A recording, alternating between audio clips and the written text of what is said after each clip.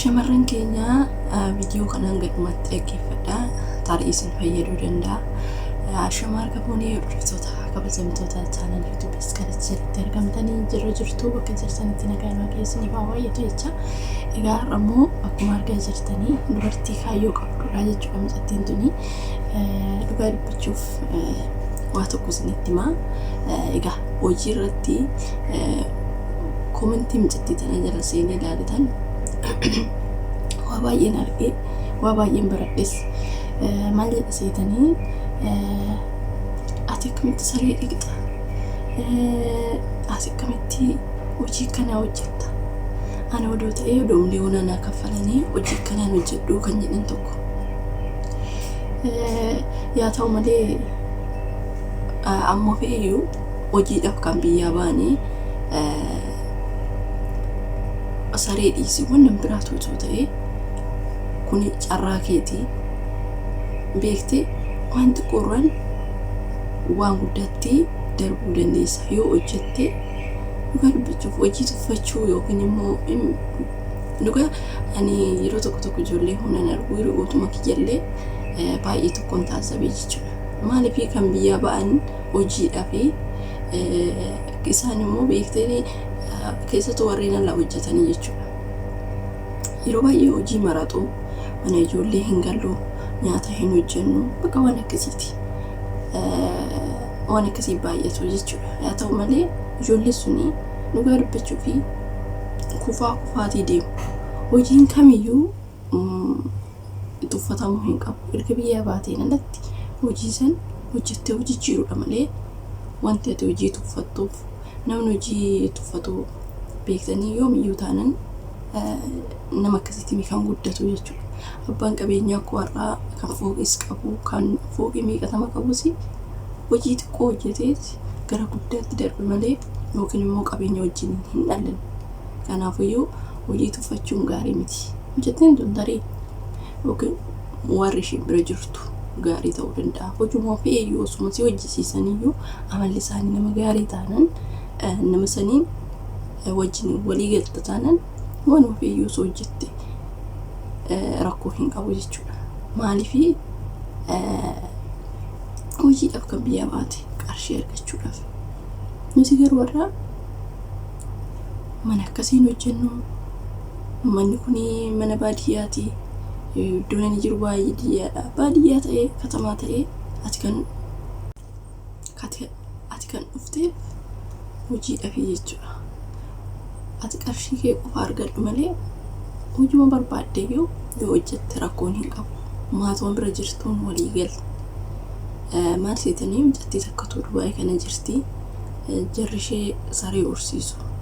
Saree horsiisuun siniin jedhu saree baay'inaan horsiisanii hin gurguru.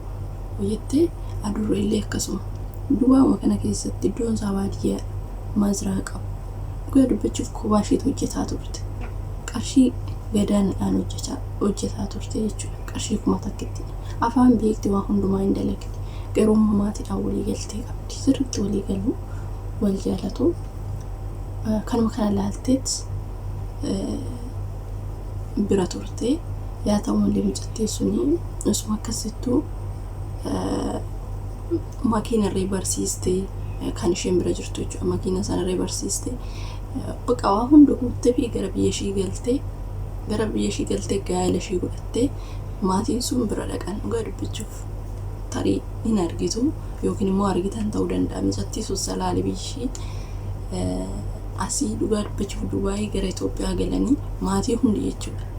Gaa'ela ishii san irratti argamanii fi kaza mucattii sun naannoo waggaa tokko deessee haadha daa'imaas taate yaa jireenyi Itoophiyaa kun ni beektu daa'ima ishee wajjin fidatte immoos jechuudha. Obboleettii ishee diltillee dabalataaf fidatte. Ilaala nama gaarii jechuun bakka qarshii hin argamti. Qarshii xiqqoo taatee guddoo taatee namni tokko amma ijoolleen tokko kuma lama malee hojjennu jedhanii mana ijaaza kan ta'an hin jiru. Hanga kuma lama san bira geessutti kuma takkaan qarshii 800 amma barbaadan yoo hojii argatte seentee hojjechuu hanga hojii argattutti jechuudha.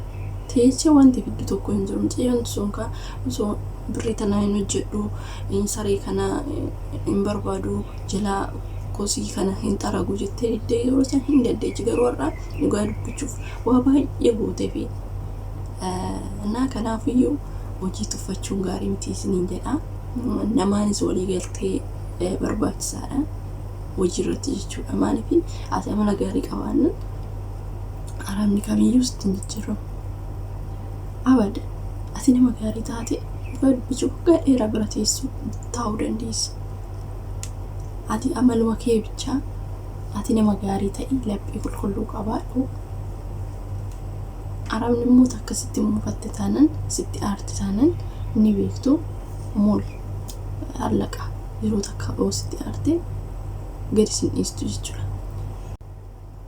Nuti immoo amala keenya tolfannee tarii mijiyyoo sanii kuma tokkittii san kan kaffalaa fi turte kuma 200 gootee fi laala bu'aa waa baay'ee argattee jechuudha. Makiina biyya kana keessatti naannoo diraama kuma 9 oliin kan baratanii jechuudha. Isaayyuu immoo akka Itoophiyaatti miti.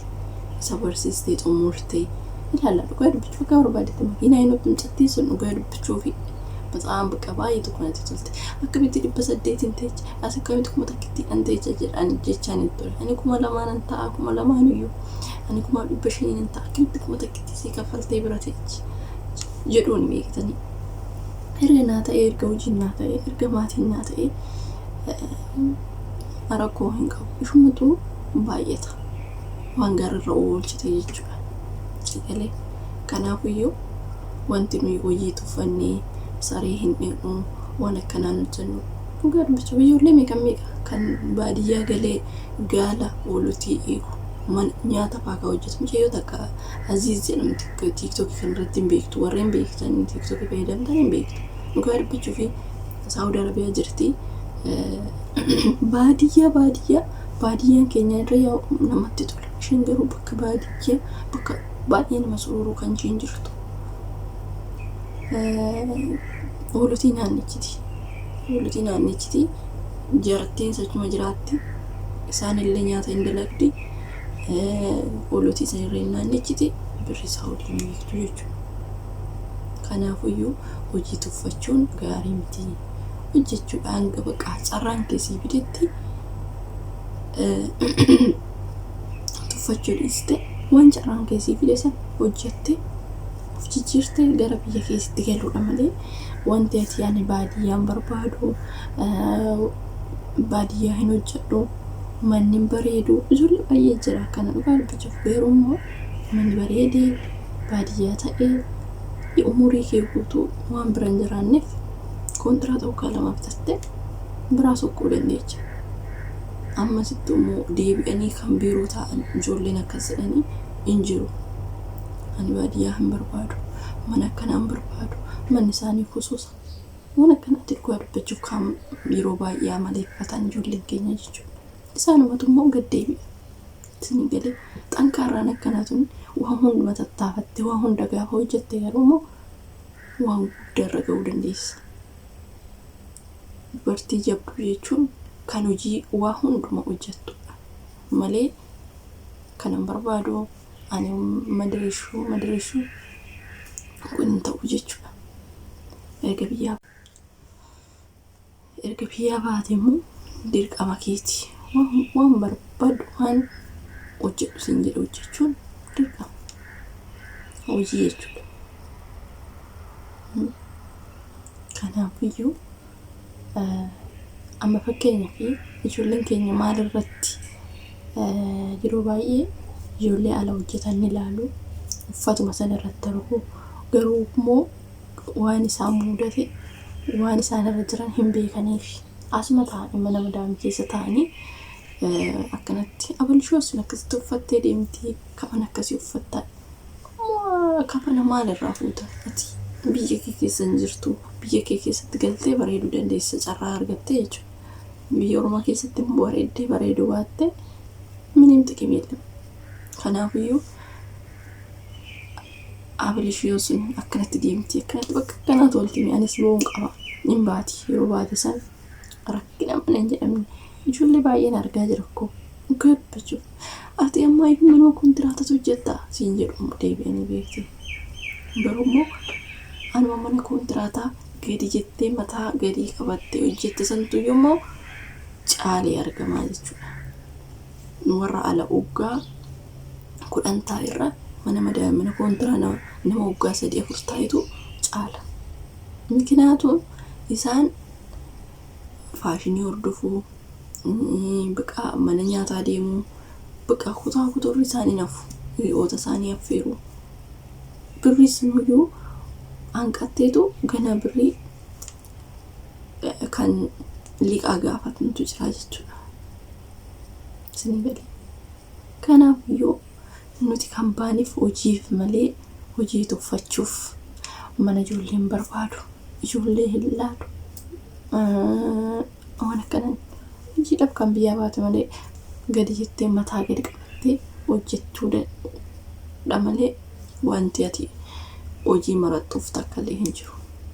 Si galee hojiin natti baay'ate hojiin amma baay'atu hojiin biyya keenyaa hin caalu dhugaa dubbachuuf ijoolleen baadiyyaa keessattuu warreen baadiyyaa tursanii hojii baadiyyaa san hin caalu.